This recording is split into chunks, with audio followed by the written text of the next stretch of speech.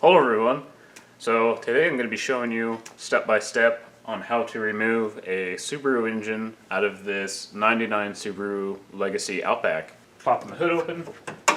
Inside we have the EJ25 dual overhead cam.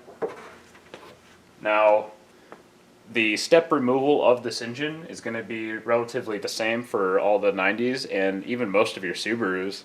The engine pretty much hasn't changed that much. A couple of the components and how they install and mount have, but for the most part, they're relatively the same. So if you're doing a 90s Subaru, the steps you see me doing are going to be almost exact with a couple different changes. Some of the older Subarus had the EJ 2.2, which is single overhead cam. When I get the engine out, I can explain that a little better, but without further ado, let's get the pulling this engine out of this car. Alright, so the first thing you want to do is start disconnecting the battery. So you'll just need a 10mm wrench, and you'll also have the engine bracket, or at least hopefully you do. You want to also disconnect that, which I believe is also another 10mm, so you'll loosen the bracket, and there's two little hooks down there. You'd remove it off, and once you have the bracket removed off the battery, you can then disconnect it. So that's just 10mm. So you want to start off by removing the negative terminal first. When you're working with the battery, be careful not to connect to the positive with your wrench. This one has a nice little cover, but not all of them do. With that loose, the negative battery terminal comes off. I like to tuck it down here while I work on the positive one. Ooh, the positive one's got some corrosion. Also, I apologize early for the poor lighting in the shop.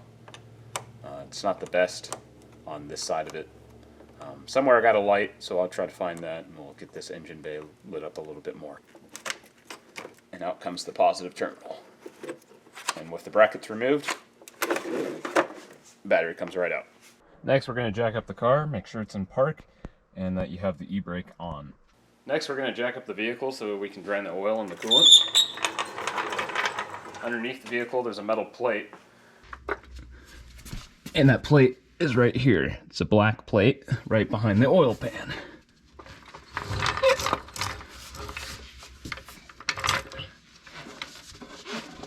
Get that lined up and start raising the vehicle.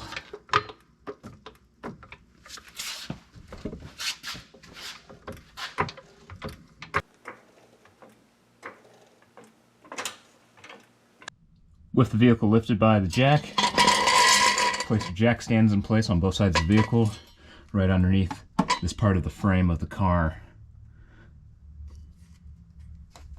With both jack stands now in place, slowly lower the car back down onto the jack stands. Once they're placed in the jack stands, just pull the jack right out. And now we can easily get underneath the car and drain the oil, drain the coolant, and get access to the other bolts and wires that we're going to have to disconnect. If you're new to working on Subarus, everything's pretty much in metric, so you'll need metric tools to work on this. So yeah, that was 17mm tool.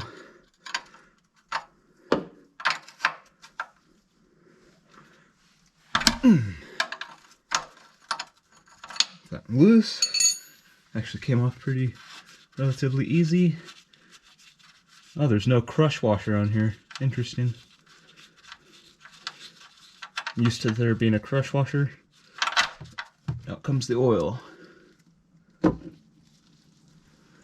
with this being a blown head gasket with this engine, I'm surprised to see that it is not a milky oil substance, so there's no signs of coolant mixing with the oil, which is a really good sign for the health of the engine, because when you get coolant in your oil, it dilutes it.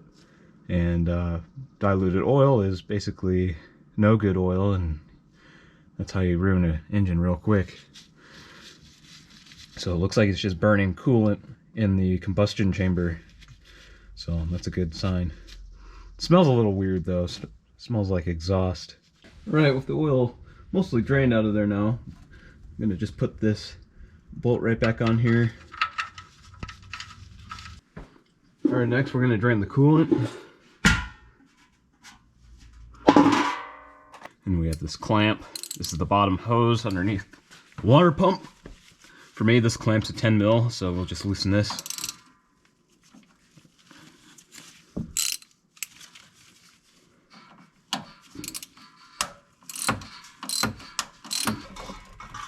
Give it a good squeeze.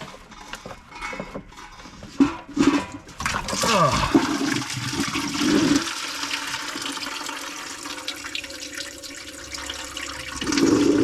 And we have coolant everywhere.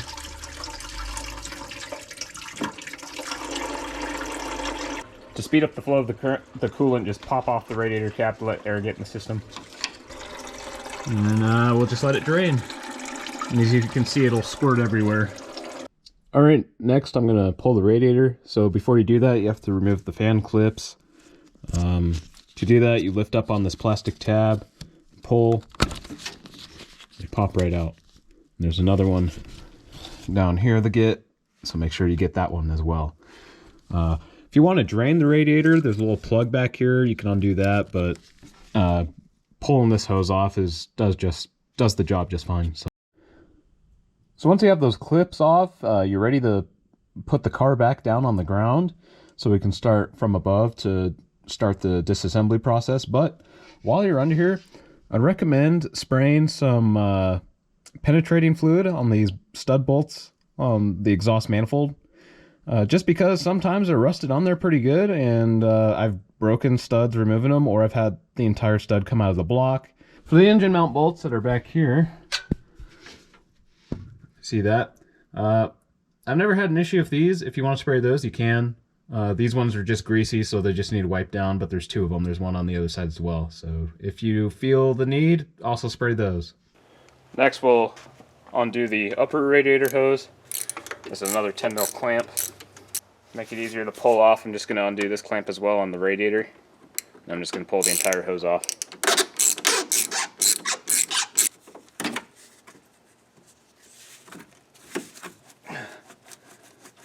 There we go. I get kind of seized on there with time and age. Now, I'm not sure if this was already like this on the car, but the plastic on these radiators gets brittle, and the end of it broke off in the radiator hose. So that's unfortunate. I have to probably buy a new radiator. I think I have a replacement one, but be on the watch for that when you're pulling it off. Next, I'm going to remove the overflow tank. Because there's hoses on this side, it'll be easier to get access to with it off. These are also 10mm bolts, there's two of them.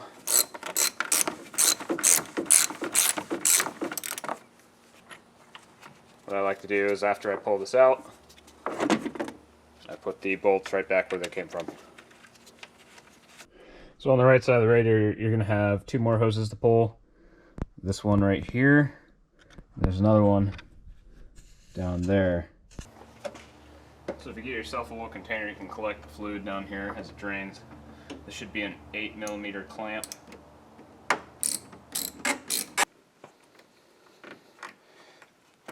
we go. So like I pointed out already, the lower one's on the very bottom. There's not going to be a way really to collect any of the transmission fluid as this leaks out. That might be a 7. That's going to be a flathead screwdriver for that one. You can see it on the hose down there. And just unscrew the clamp. And then once you got it loose, just get it by hand. Just pull it off like the upper hose. Once you pull off that lower line, you're going to have transmission fluid leak out onto your shop floor, so be prepared for that mess. And with all the lines disconnected, we can now remove the radiator out of the car. So to remove the radiator, it's pretty simple. It's just these two brackets. These are 12mm.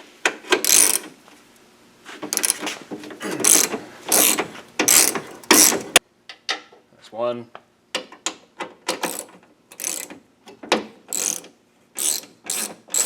That's two. Now, ideally, you should just be able to pull right out. There's some rubber grommets that can help hold it in place.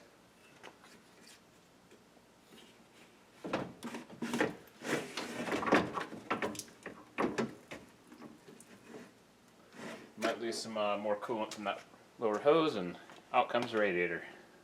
Next, we'll take off the air intake and the assembly boxes. Start off by disconnecting the mass airflow sensor. And I'll undo the clips from the air box. Well, there should be 4 of them, but this one only has 2. Next I'll undo that clip. Loosen that clip up from the throttle body. And with this model you have to remove these bracket bolts. There's one here, there's one there.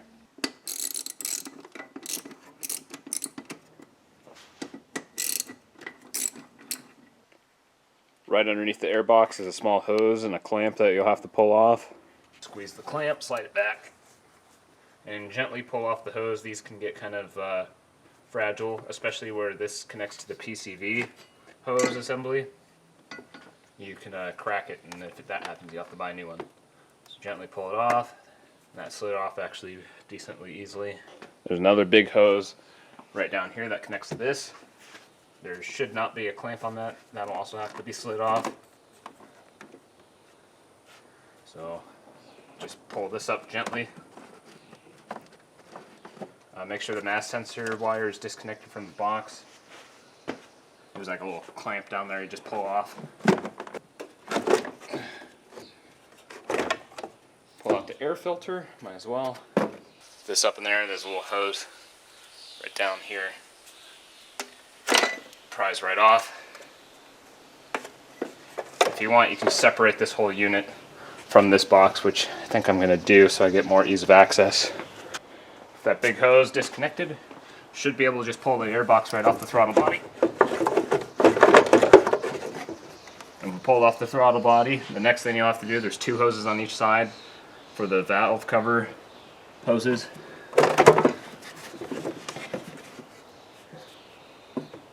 And they just slide right off. There's one, lift it up, gently pull it off, there's the other. Just like that, air intake is removed. So to give you an idea, it's in the car like this. You'll have to remove the valve cover hose off this side, that side, remove this hose here, and then the big hose for here. And then undo your clamps, pop it off, and it comes right out. Now these next steps are optional, but I'm going to remove off the little snorkel plastic cover. And I'm also going to take out the bottom portion of the air filter box just to give more room to set things aside, which you'll see why I do this here soon. To do remove this is a 10mm bolt. Just loosen it off. And then you just gently pry it off like that. And I'll put the bolt back on. Now there's 2 bolts on either side of the air box here. These should be 14 mils. Excuse me, 12 mils. I have one on this side. That's one, and the next one's right here.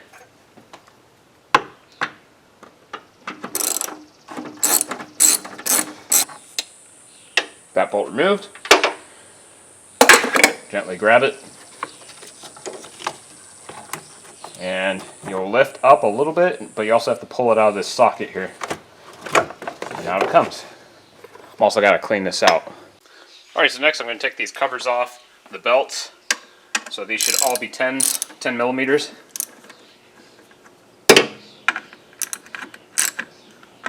So you got 2 bolts, and then 1 nut over here. Try not to lose this nut here. You'll have to remove this cover first. I'll just put that nut back on so it doesn't disappear. There we go. And then take this one off next. Oh, I forgot. It's actually held on with this bolt too, so that should be a 12 mil. There we go. Just loosen this bolt. You don't have to take it all the way off unless you're ready to, but just slips right off like that. Next I'm going to remove the alternator and the belts. So there's a clip back here. And whoever put this in here broke off the plastic clip. So that's going to be fun to remove somehow. That actually wasn't as difficult as I thought it was going to be. Just had to get my small fingers in there. And you'll want to pull this back and remove that little nut there. That should be an 8mm. And there should also be a washer there, so try not to lose it. Again, there's a washer on this, so try not to lose it. And I'll just rethread that back onto the alternator. Okay, so next, you're going to want to loosen this bolt here, which is a 12mm. Oh, there we go. With that bolt loosened, you should be able to loosen this now, which will should drop the alternator, lowering the tension on it, so the belt can be dropped. Apparently this is not loose enough. On the back part of the alternator here, you also have this metal little clip, so as you're loosening this bolt, hold on to this so it doesn't drop down, and once the bolt comes off that, you can take it out, take off the alternator. So again, while you're loosening this, put your hand back here to catch that metal piece. And this is loose enough, I can just hand thread it off. And then take out that metal piece I was telling you about. This just secures the alternator. I gotta loosen this bolt a little bit more. If you have power tools, it makes it a whole lot easier. But ideally, the alternator should be sliding down, but since it's so dirty, it sticks. So after you loosen this, just push it, and it should drop down a little bit. Then you'll have to repeat, loosen, drop. This belt should be able to come off now. There we go. And this belt is all cracked,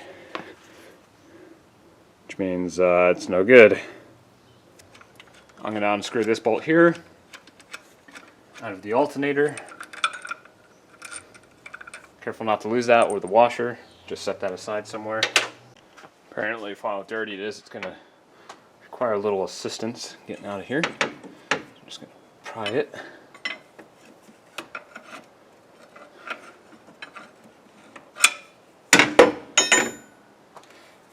There we go.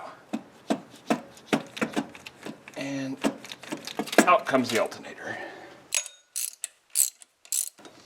I should just be able to pull this off the crank now. There we go. Next, I'm going to pull off the power steering pump. Before I do that, there's two brackets holding the hoses together. These should be a 10mm. Ooh.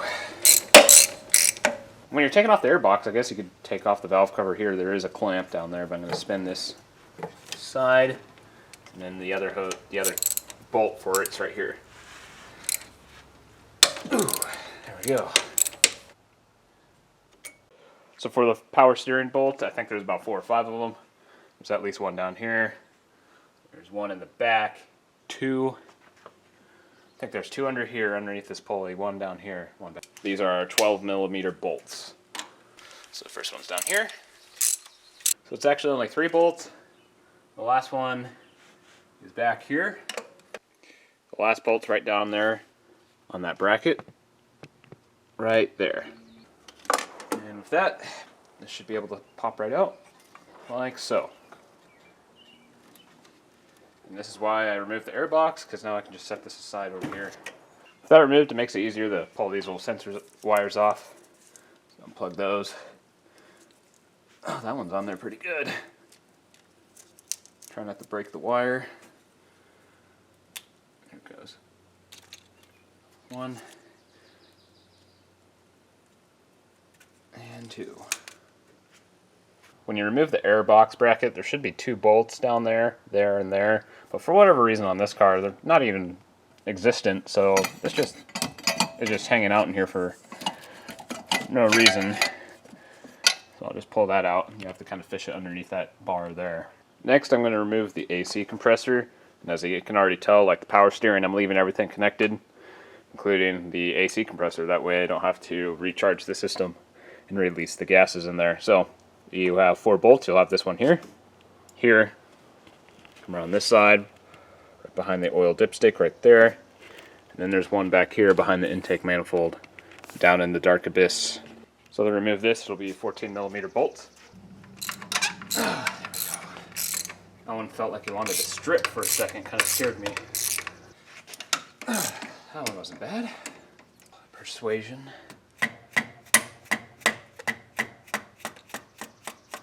There we go, nice and loose. this one. Some more gentle persuasion.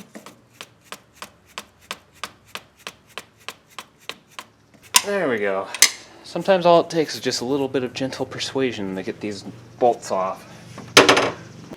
Oh, before you take off the AC compressor, I recommend taking off that bracket right there if you're going to be setting it aside like I am. So take off that bracket, should be 12 mil, and then out comes the bracket. Alright, so before you pull off the AC compressor, undo the throttle body harness, then undo this wiring harness. It's like a tooth system. There we go. That slides out. And then unplug it. Push down on this clip. It should just slide right out of there. There it goes. When everything's dirty, it makes the clips hold on a little tighter than they should. So, with the wiring harness out of the way, should just be able to pick this right up and set it aside. So next I'm going to take off the throttle cable lines, and when you're working on these cars, there's no particular order to do things. This is just the order I'm taking to disassemble it, but open up the throttle and should be able to push this up and grab the cable. It's kind of hard to show. You'll push this little ball end out. There's a slot, and you want to fish the cable through that slot so you can get it out.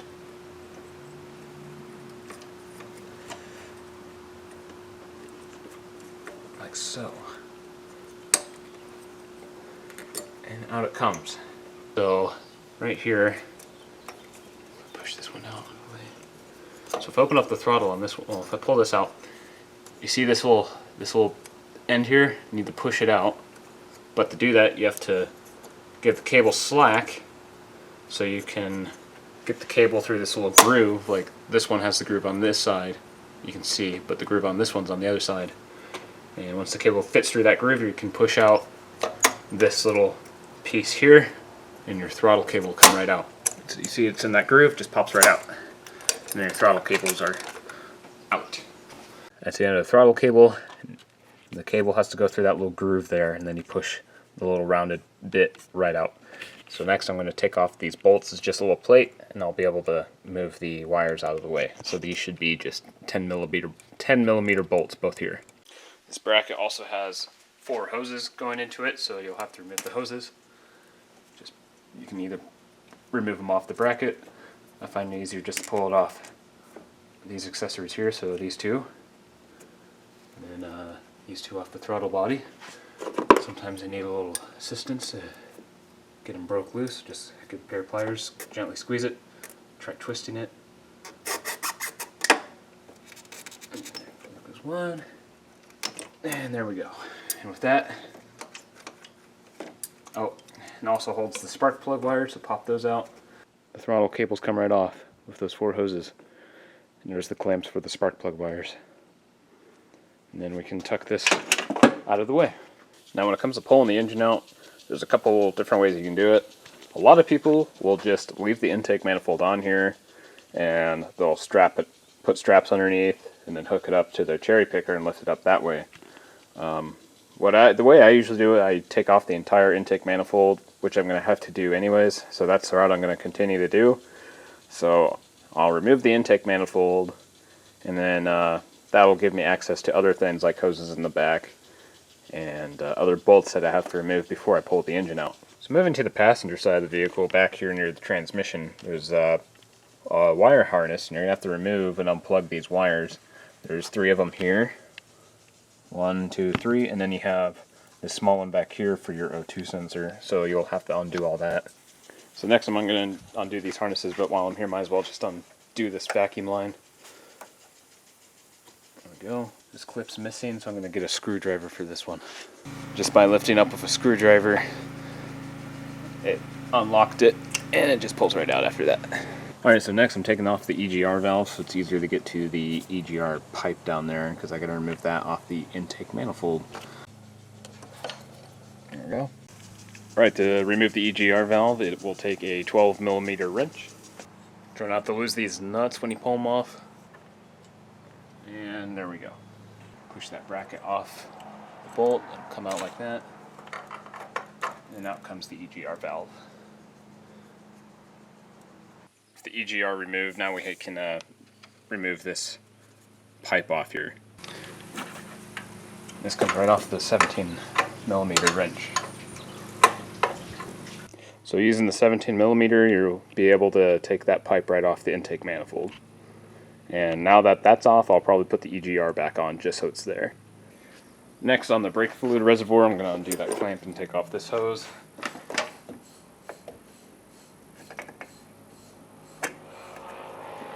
Slides right off. And slowly wiggling it off. There we go. Next, I'm going to undo the fuel lines. Be careful, have a rag ready, will spill fuel when you pull these lines off. And these are clamped on, so you need a screwdriver to loosen them. Sometimes you just got to give them a little wiggling. Here it comes. All right. Time to get fuel everywhere.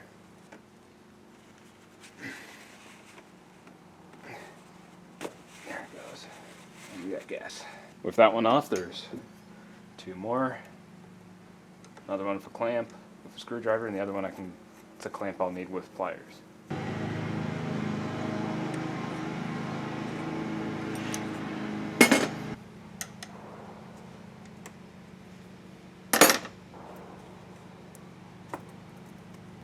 So I'm getting ready to pull off the intake manifold, so I'm going to take off the spark plug wires. They just pop right out of those little holders there too. I believe these have to be undone because the wiring harness is connected to the engine block, I believe. Now it'll come off right here, like that. As well as this one here. I'm gonna undo this hose for the PCV valve. If you go the route of removing the valve off the intake manifold, it'll be a 19mm wrench. There we go. And just gently spin it out of the way. Next, I'm going to remove this harness bracket. It's a 12mm bolt. And then next will be the bolts for the intake manifold. There's 8 of them, and they are also 12mm. There we go. Now for the intake manifold bolts.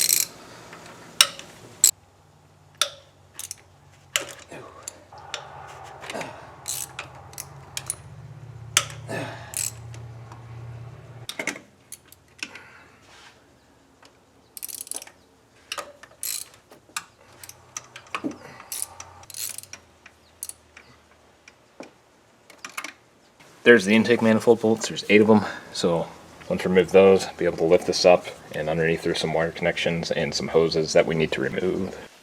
So after you got all the bolts removed off the intake manifold, I also removed these hoses from the PVC system, but it's right there. You'll have a clip, that's your water temperature sensor. You have a hose clamp and a hose that needs to come off. So take off that hose clamp and the hose, unplug the temperature sensor. So I had a little trouble getting access to some of the stuff in here, so we removed this, and of course it cracked because, you know, with age the hose deteriorates and it becomes brittle. But also, once you unplug the temperature sensor, you also have a smaller plug wire that goes right there. It's a little black wire, so you have 1, 2 connections. Then you also have the hose back here, which I've already removed. If you don't want to remove it from there, you could always remove it from back in here, because that's the same hose. And then after that, it's time to remove the hose right back there on the throttle body. Right there. And it should come out. There we go. So right underneath where you fill up the oil, gotta unplug this one. Alright, with that wire unplugged, I think it's ready to come out now. There it's out.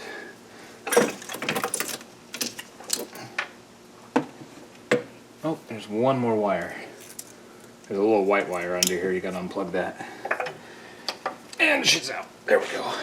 That's that white wire I was telling you about. You can get that as you're pulling it out. So in total underneath you have that wire, this hose, and that wire to undo, as well as this back pipe. When you're pulling it out, you got to make sure the lip of this is out of the intake manifold. With that big intake manifold out of the way, it's easier to access what we need to access now. So I'm going to start working on removing the starter and these radiator hoses. So I'm going to remove this bolt here, this ground for the starter. This is a 12mm bolt. Oh. And it's bending the metal frame wire. That's not good. Let me stick a screwdriver in here like that. There we go. Whew. That was really seized on there. Careful, there's washers here, so don't lose those. Next we got these radiator hoses. Socket. I'm going to go with the 8mm. Careful not to loosen these type of clamps too much. There's a piece of metal on the bottom. If that falls off, it'll be hard to find it. You might need some pliers to help break the seal loose. There we go.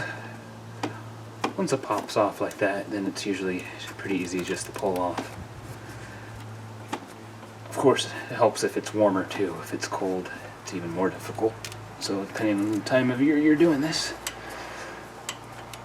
lucky for me it's summer. And you might lose a little coolant like I just did. Next, onto the lower one. These are the lines, I believe, these are the in and return lines for your heater core. If you're having trouble, sometimes just get a flathead screwdriver. Gently pry open the hose. This sometimes helps it break its seal. There it goes slowly. And once you have it, ooh. Maybe be prepared to have a collection bucket down below for all this coolant. Otherwise you'll have a mess like I do right now. Next, it's time to undo this wire here. So we got to pull back on this. And looks like a 10mm. Nope, got it. Cool. There's this nut right here. There's a washer on it, so don't lose the washer. Light in there. See that plug? That'll have to be undone as well. And that just slides out, or it should anyways. So on the starter, there will be two 14mm bolts. That's a belt housing bolt, and then on the underneath part of the starter should be a 14mm nut that you have to remove. Need some encouragement. There we go. This bolt also holds the bracket for this right here for the ground. And it's out. Careful not to lose this. When you pull. Oh, I almost lost it. Alright, and then to get the starter off, after removing that 14mm stud, you have to get this bolt, which is right back there. If you see that, it's at the bottom. You can see the threads back there. Alright, once you have that 17mm nut off the starter, it'll come free. The starter should just pop right out of there. There you can see the stud where the nut was at, and it has a washer, which I forgot about, and it fell down there somewhere, so I'll have to find it, so try not to lose that. Alright, so now it's time to remove the flywheel bolts, and to do that, there's a little cover back here on this part of the engine. You want to take that off to get access to those flywheel bolts. It's right back here on the left side. If you have the intake manifold still on your engine, it'll be behind it, but you just give it a nice little pull and it comes right off. And that'll give you access into the flywheel area. Now to actually see the flywheel bolts, you're going to have to spin the engine. So to do that, get yourself a 22mm socket and put it right on the center bolt here. And then gently rotate the engine until you see the bolts. You'll see one of the bolts come into view. And then once you have that bolt in sight, it's time to remove it. So the flywheel bolt right here is 12mm, and when you're removing this, problem you might run into when you're trying to loosen this is the whole engine is going to want to spin. So with the 20mm socket and a long pry bar wrench here, you want to hold it in place while you break loose the flywheel bolt here. Whew.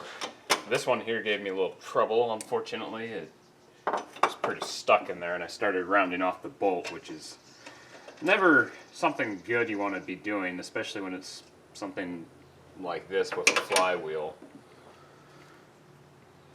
But it came loose. There's a total of 4 that you'll have to get, so that's one of 4.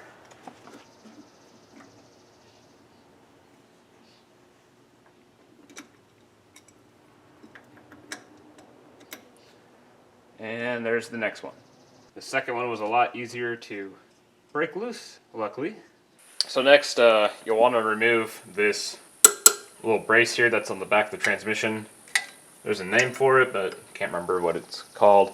It's a 14mm bolt, and there's a 14mm nut on the back side, so you want to get yourself a wrench, then a pry bar. Then we'll just gently do that. Once it's broken loose, should just be able to wrench off this nut here on the end.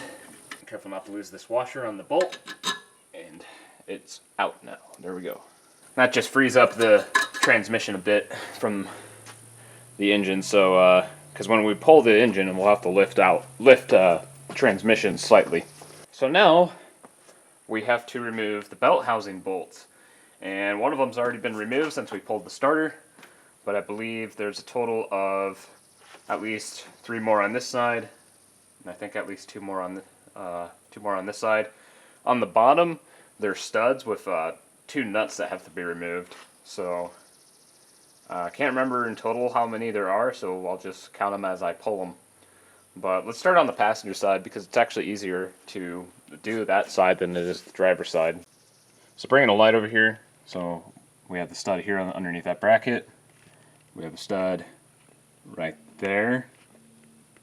Down below the harness, there's another stud right there. And then down a little deeper from that stud is a little nut that needs to be removed right back there. So the stud is in the foreground closer, but you can see the stud right there with the threads in the back. It's all covered in grease. That also has to be removed. There's 2 ways of getting that off. You can either crawl underneath the vehicle and get it, or you can potentially get it from up above, which is something I'm going to try doing. The same thing can be done on the driver's side. It's a little bit more difficult because you have more things in your way, so you might have to just go underneath the vehicle to get that anyways. I'm going to start by removing the stud with the bracket.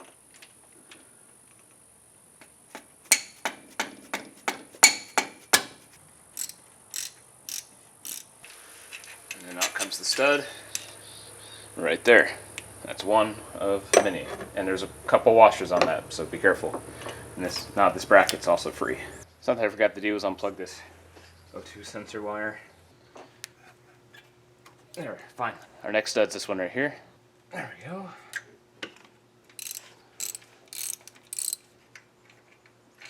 And out comes that one. Next we have that one down below there.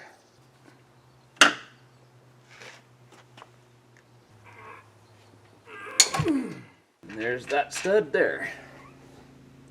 Now onto the 14mm nut, which you're not going to probably be able to see from this angle, but it's down there, and I showed you it previously. So what you can try doing is get yourself a 14mm wrench, and you can get yourself up on it. Make sure you're on it good. It's kind of tricky. Right down here, so get your 14mm wrench, get up on that nut there, make sure you're on it good because you don't want to round it off. Once you have it, gently pull up, and once it's loose you should be able to just hand thread that off. And when you're removing this nut, be careful, there's a bracket down there, and that's for the, it holds the the O2 sensor wire. Once you have it loose, you should be able to just ratchet it off. It might be easier. I think the grease is making it hard to remove. And out comes this bracket that holds your O2 wire. Don't lose that. And there's that little nut that was down there. So make sure to put this back on when you put this back on when you reinstall the engine. Alright, so for the driver's side, we already removed the starter, which already pulled out one of the studs. The next stud's right underneath, right down there. It's right down there.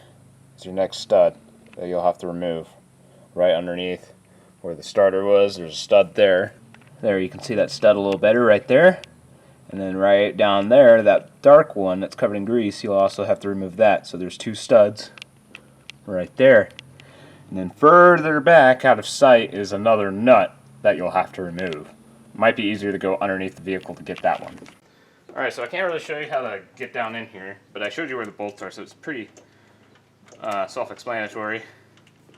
But I'll get lined up on these bolts here. There it goes.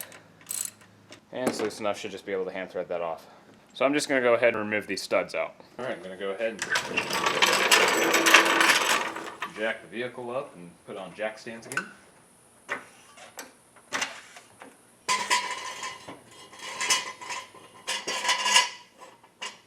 Jack set in place, slowly load vehicle down. Now I'm normally able to get that one nut off the back end, but it's been a little tough, so let's go underneath the vehicle and get it. So here we are underneath the car. The nut in question is that one right there. You can see it up but past the axle, so we got to remove that. You have to get yourself one of these swivel attachments. Put the 14 mil on there, and I already busted it loose because it's easier to do it without holding the camera. Then once it's loose, you should be able to just reach your finger up there and untighten it and pull it out. Once you get the nut off, be careful because there's a washer. Don't lose that. Alright, now with the vehicle still up in the air, we can remove the exhaust manifold.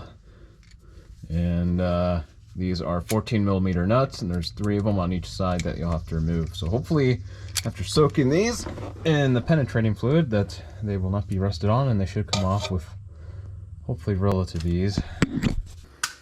Again, air tools would be very helpful in these situations.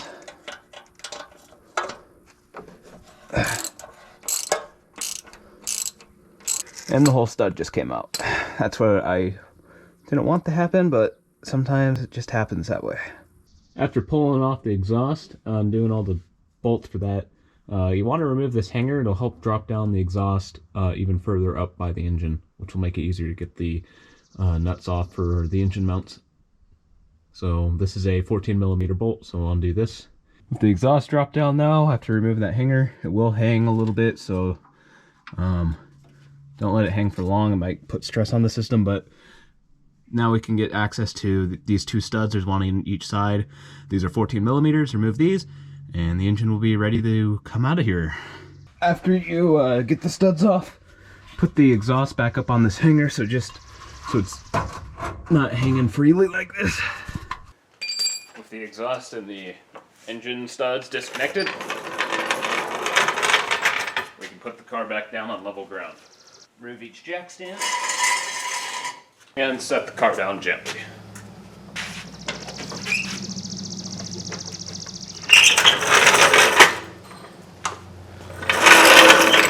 And with that, we should be ready to go to pull the engine out. Should be set. So you want to make sure to do a final pre-inspection, make sure you didn't miss any hoses or electrical lines, any bolts or studs. Alright, take your cherry picker, get it all hooked up to your engine in the way you see fit.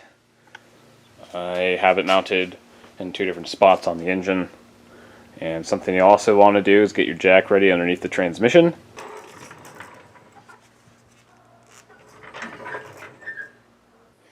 It's a little tricky, but the trick is you have to lift up the engine, lift up the transmission. You have to lift up the engine enough to get those studs out of the frame, but you also have to lift up the transmission enough so it's not wedged like this, so it's nice and even so it can slide right out. It's a little tricky, and it takes practice. I don't even get it every time.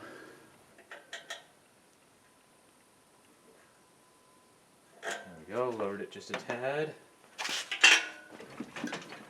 Oh, broke free on that side. And we're pretty much free now. So now I just gotta lift it up.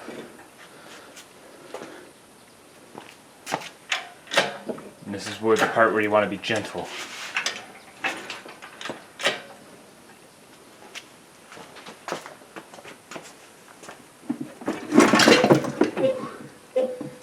Alright, we're free of the transmission for the most part. Gotta watch those studs. Right now the stud's grinding against the torque converter. So I need to pull the engine forward, but I'm running out of space to do so. Pull this AC unit inside a little bit more. Alright, now I'm going to slowly just pull back on it. Ooh, okay. Now I should be able to lift this. Make sure it's not grinding up against something like it shouldn't be. That it shouldn't be. Always helps if you have a partner. Okay. Little by little. Also, you'll probably lose some more coolant as this happens. Like, yeah, I just dumped a whole bunch of coolant out. I actually could probably lower the transmission, give myself more room. So I might do that. So I'm going to carefully lower the transmission. Okay, transmission's been lowered. Yeah, that just opened up more room for me, so that's all good. Gotta watch these hoses. And more importantly, I gotta watch this front side of the engine. It's a little cockeyed. Move this around a bit. I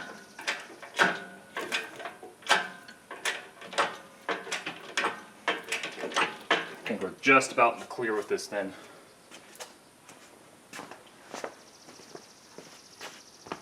Oh yeah, okay, cool. Just a little higher. And we're in the clear. We're golden, now we just gotta get the oil pan up above the frame there, and once it is, slowly drag it out.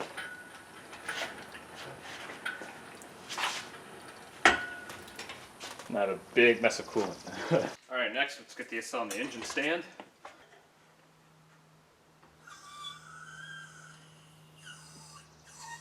Okay, that's good for now. And we'll get this mounted on the back. So we'll put these two bottom ones on these two bottom studs right here. So using the stud and a washer, a big washer like this, should be able to just take this top right here, put it right up here. Like so, and that'll just mount right in. For the bottom studs, use the nut that you took off from the transmission and just slap it on here. I'm also going to put an extra washer or two on the back here.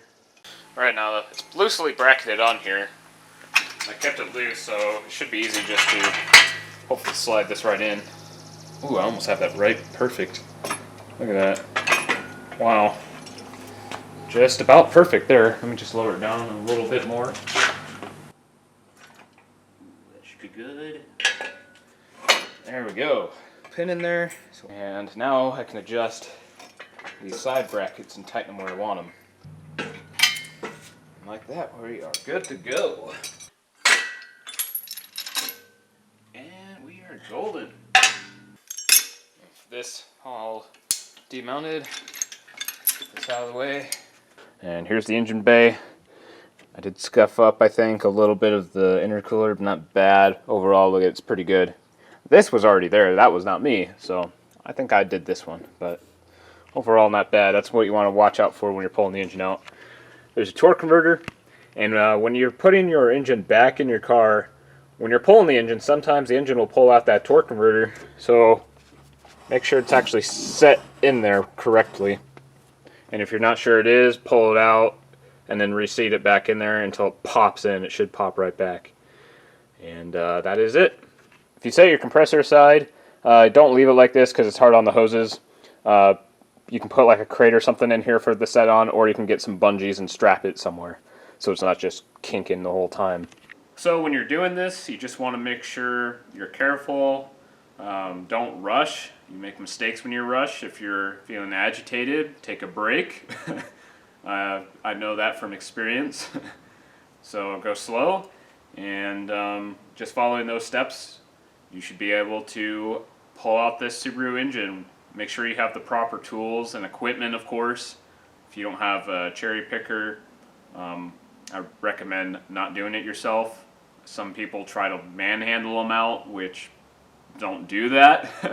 But that's how you pull out one of these engines. So if you go ahead and do this, I wish you success, and I hope this video is helpful to you. So until next time, I'll see you.